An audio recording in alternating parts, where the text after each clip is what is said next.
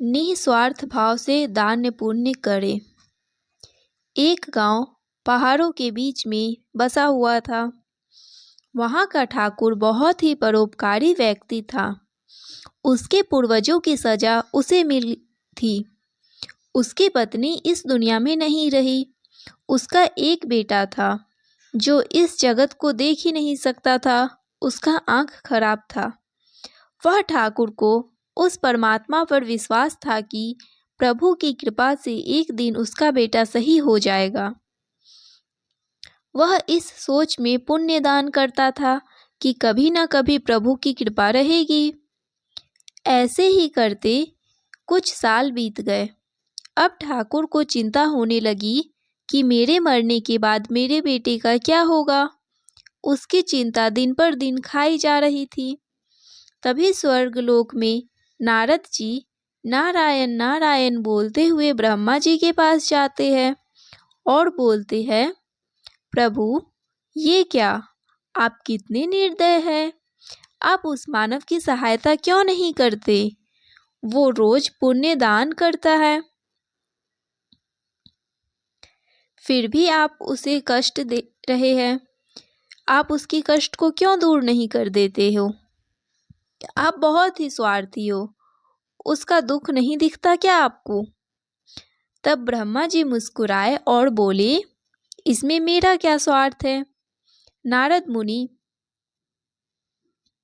तब नारद मुनि शिव जी के पास जाते हैं और वही बात शिव जी से भी कहते हैं।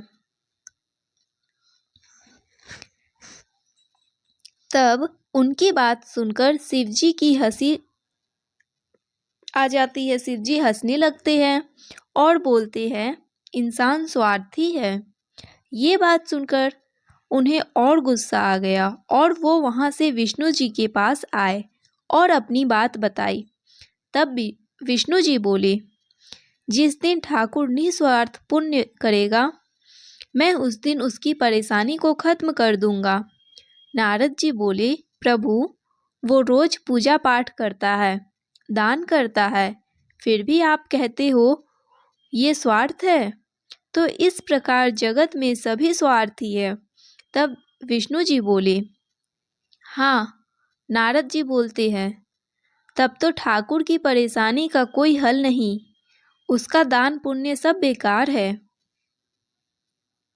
विष्णु जी कहते हैं, जब ठाकुर निस्वार्थ काम करेगा तब सब अपने आप सही हो जाएगा। प्रभु नारद से बोल, तुम धरती लोक पर जाओ और खुद ठाकुर की परीक्षा लो। नारद जी धरती पर जाते हैं। वह एक बच्चे का रूप ले लेते हैं।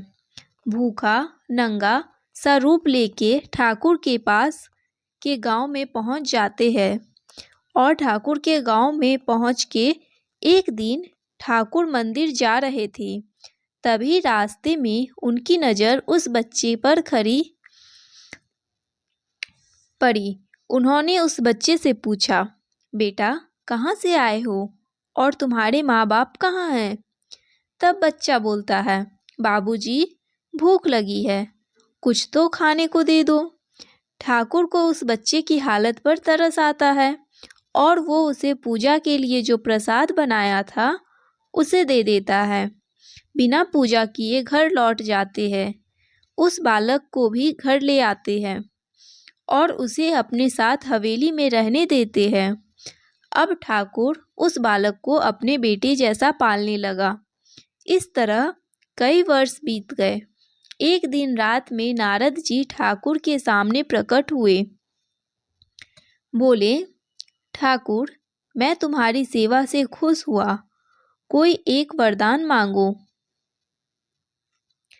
ठाकुर के आंखों में आंसू आ जाते हैं और बोलता है, मैं कितना स्वार्थी था।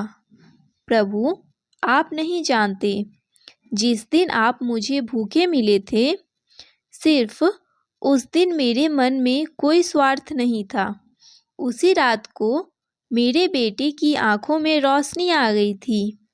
मैंने ये बात किसी को नहीं बताई। आज भी मेरा बेटा उसी हालत में अपने कमरे में है। बस मैं तो बिना स्वार्थ के आपकी सेवा कर रहा था। यह जानकर नारद बड़े हैरत में पड़ गए कि आखिर ये चमत्कार किसने किया। फिर भी नारद बोले, आप मुझसे कोई वरदान मांगो। तब ठाकुर बोलता है, प्रभु मुझे कुछ नहीं चाहिए, बस आपने मेरे घर को रोशन कर दिया है। नारद जी वहाँ से विदा लेकर स्वर्गलोक में आते हैं। विष्णु, शिव और ब्रह्मा जी को एक साथ देखकर हैरत में पड़ जाते हैं और बोलते हैं, प्रभु आपने मुझे जिस दिन धरती पर जाने को बोला उसी दिन आपने ठाकुर की इच्छा पूरी कर दी। क्या उस दिन वह स्वार्थी नहीं था? तब विष्णु जी बोले, उस दिन जब तुम ठाकुर के पास भूखे गए थे तब ठाकुर ने बिना स्वार्थ तुमको भोजन करवाया। ये पुण्य से कम नहीं था। मैं यही चाहता हूँ कि बिना स्वार्थ कोई किसी की मदद करे। तब शिवजी बोलते हैं, हे मुनि, आपने तो उसी दिन उसे वरदान दे देना चाहिए था जब उसने आपको भोजन करवाया। आपने तो वर्षों लगा दिए, क्या आप स्वार्थ से परिचित नहीं थे? नारद मुनि बोलते हैं, प्रभु आपकी माया से मैं अपरिचित हूँ। आपने मुझे बोला ठाकुर की परीक्षा लो, पर आप तो मेरी भी परीक्षा ले रहे थे। तब ब्रह्मा जी बोलते हैं, स्वार्थ का मतलब होता है केवल अपने लाभ की बात सोचना, दूसरों के लाभ और भले की बात नहीं सोचना। यही मायने में वही स्वार्थ है, सही मायने में वही स्वार्थ है। अतएव जो ज्ञानी है, जिसने भगवान से अपना लक्ष्य सिद्ध करने का लक्ष्य बनाया, वो भगवान संबंधी स्वार्थी है।